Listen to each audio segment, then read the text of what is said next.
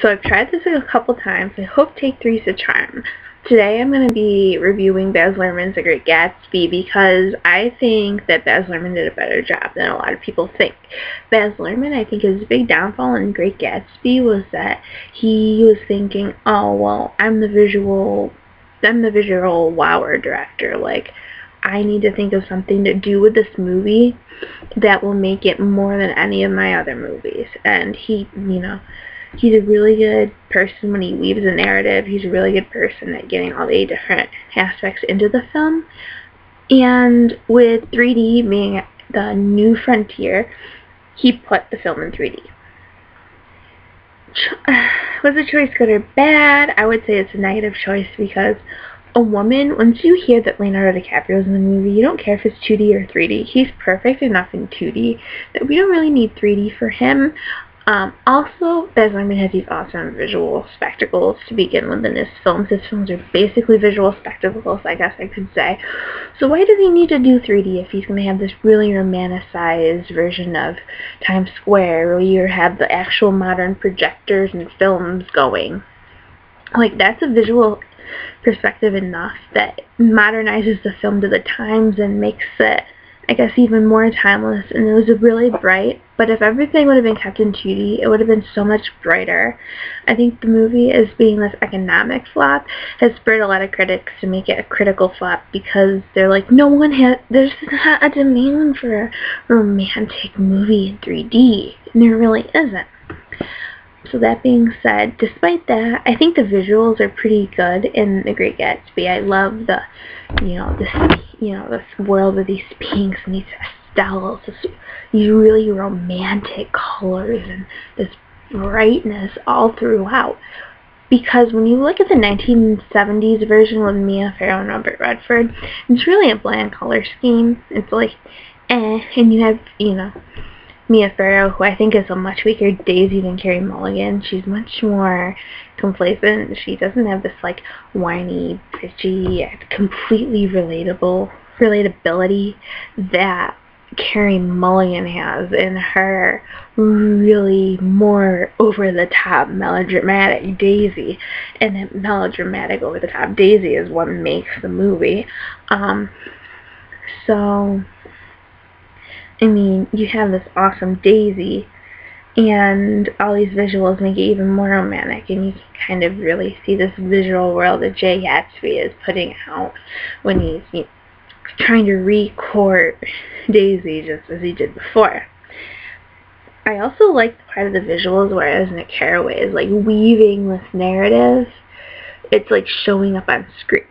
A lot of people don't like it. They're like, that's overkill. Like, we know it's The Great Gatsby. It's a great American novel. But I think it's really cool because everyone thinks Great Gatsby of Scott Fitzgerald. When you really gotta put in Nick Carraway as the mediator. Nick Carraway is this, like, objective person who is, Midwest or whatever. I think it's like St. Louis, Missouri. And then he comes into West Egg, East Egg, and he doesn't know anybody. All he knows is Daisy and this mystique of Jay Gatsby. And he watches this interaction unfold, not knowing anything about it. And you really gotta realize that Nick would be you in the situation. But also, in a way, of course, it's Fitzgerald, because Fitzgerald picks him. But I think it's because of this objectivity, and you get to make your own conclusion. But going further, if you look at the evolution of Scott Fitzgerald's career, he always has this very negative connotation of these classes and these societies that he's talking about. I think because of, Zelda dying and the alcoholism, the vices that he and her had, and these destructive behaviors they have, especially in Paris throughout their lives. And I think he was always jaded against it, but he was so romantically attracted to it. To the life. So Nick Carraway is you, Nick Carraway is F. Scott Fitzgerald. He's really your bridge in between the author and the story. He's really integral, and the fact that he's, going insane I think, of course, it's not like this person said on the internet, it's like, it's Holden Caulfield, he's trying to make him this Holden Caulfield, and he's not. Holden Caulfield is very deft of emotions that don't relate to self, when Nick is kind of like your person who's really having you sympathize with Jay and make you think he is not a creeper. He is not a creeper. Additionally, the music. I think I've heard more about the music. I think that women who watch these movies have this very idealized idea of the time of the guy courting you and asking you out, and you don't have to do as much as you do today to get a guy. And there's just this romanticism in that. And some women want this music that's like, oh, Johnny, like the Andrews Sisters and all that. And I know that's 30 years after when they were Gatsby's are even written, but it's, it's written about, but that's just kind of like the saga, some romantic time from the 1920s to the late 1950s, early 1960s. Life for women is really about this courting.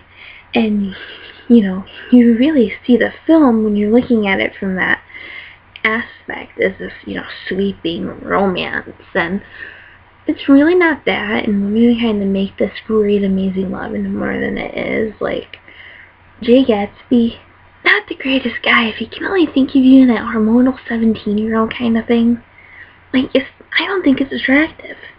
And, for that reason, when people hear Kanye West, Frank Ocean, and Jay-Z doing a, collab for, No Church in the Wild, they're thinking, this sucks because I just want to hear some Benny Goodman, when really it's catching the movie up with the times. You're taking, and you're talking about this hip-hop extravagance that you can, like, see in how Beyonce, takes the whole floor of the hospital just to push Blue Ivy out of her body, in this extravagance of the money and the cars and the sex and everything, and this hip-hop rap world. It's that extravagance, that same extravagance that this West Side, East Side crew have, newer own money aside. Like, they're just extravagant in different ways. Additionally, I think that the film and Baz Luhrmann do a really good job of utilizing Leonardo DiCaprio. And, of course, you pick Leonardo DiCaprio for this role in this romantic movie, and then this very adult-centered film with, this adult theme of this, love can't be innocent anymore. It's really cool to watch him go from this guy in, like, the Titanic, where he's, like, just living wild and fancy-free, and he's like, all I need is a wind on my back, woo, I'm sexy, to this, let's have a toast. I'm sexy and I have a few words. But still, he has this really innate boyish quality, and Jay Gatsby was just stellar, and he's really not losing. Of course, he's not losing it. You still see him on the cover of these Teen Beat magazines, which I guess are now called J14, but I haven't read them since I was 10. And he has his own little, like, one of those books, like the New Directions, and you're like, oh, it's Leonardo DiCaprio, ooh, let's forget he's a great actor, and just think of him as sexy. And he's not that. He's a great actor, and he's one of the actors whose attractiveness is over time completely negating the fact that he's getting these great roles and doing solid things in Shutter Island and Inception and now Great Gatsby, but people are only looking at him as a sex figure who's in pretty good movies. And he needs his Oscar by now. He's been nominated on enough since the time he was 12. Let's just give it to the poor guy, for Christ's sake. He's deserved it, especially for Gilbert Grape. But anyways, he did a great job. I also think Baz Luhrmann did a great job with Carey Mulligan for Great Gatsby and for Daisy. I mean, she has the hair. That she has. And that she has already, basically. And everyone likes her clothes, and she has this kind of old school flapper vibe going already. And then you get her in this role, and you make her this Daisy so withdrawn and melodramatic, and like, what is she really thinking? and it further cements kind of like, if you look at the Jay-Z collab song, it's called No Church in the Wild, which, you know, is about this separation of the person from the society, being a huge theme in 20th century literature. And there for The Great Gatsby, you see Daisy as withdrawn from all these institutions, the institution of her marriage, institution from society. She only goes to the parties to see Jay, and she's like, I hope every girl stays a fool, I hope my daughter's a fool. Like, no, have your daughter be smart and stand up for herself, unlike you. And then again, that's just me being a feminist, so maybe. But I still think that, you know, as Daisy, she has this very naive quality, while you still think that lady's really thinking more, and she understands more underneath her. With Mia Farrow, it was just 100% shallowness in the Daisy, and I didn't like her Daisy. I also would kind of say that Robert Redford's Jay is more manly and masculine than some guy who's holding on to this hormonal yet innocent, naive 17-year-old love when he's in the war. Like, it's just pretty much not a Robert Redford thing. I think the Carey Mulligan and Leonardo DiCaprio together are good for the roles, and maybe together they don't have a lot of chemistry in it, and some ways undermines Baz Luhrmann as well.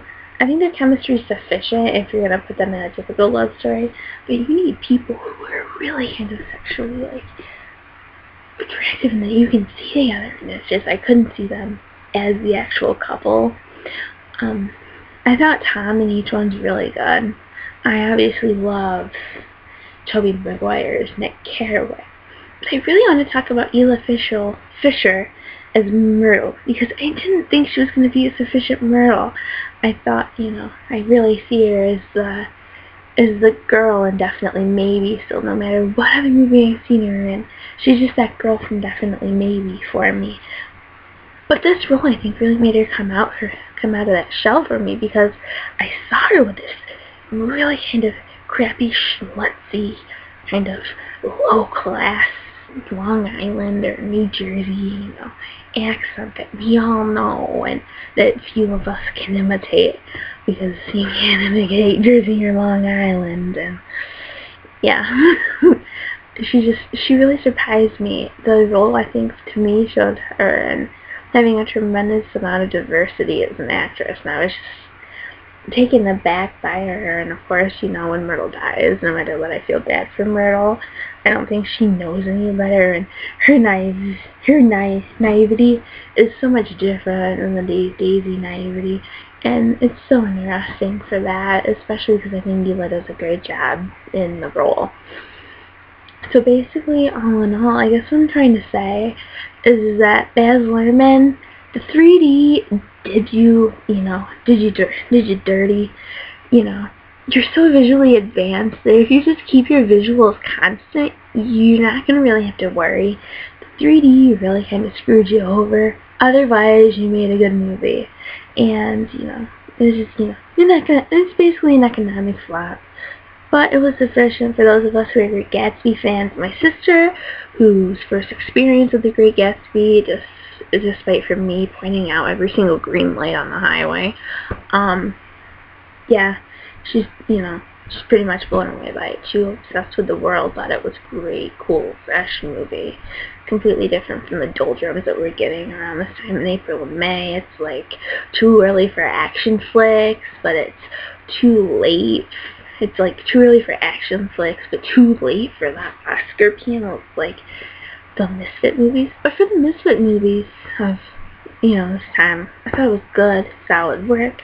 They shot Baz Luhrmann, real clues as Leonardo DiCaprio. You're only getting better with time. Carey Mulligan, it was a good role for you. I just really wish that it would have further established you as America's kind of like new sweetheart, because I think that's what you could be. You could be like the next Julia. And I think that Tom Buchanan did a great job, and, you know, I'm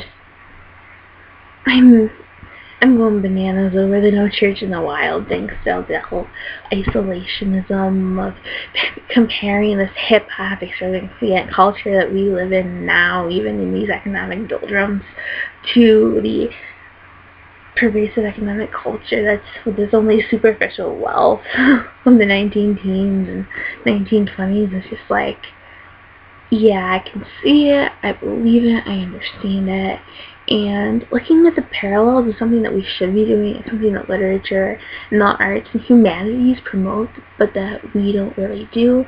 We really should. This movie, as Luhrman in that aspect, could have been more successful, but the 3D screwed you over. If you wouldn't have made the 3D, it would have been 3 times as better. 3 times as good. Oh my god, I'm an English major and I can't even talk in proper English. Oh my god. Thank God for spell check and verb agreement software. But thank you for so much for listening to my first interview. I'm really nervous and that's why it was probably really shitty. Thanks.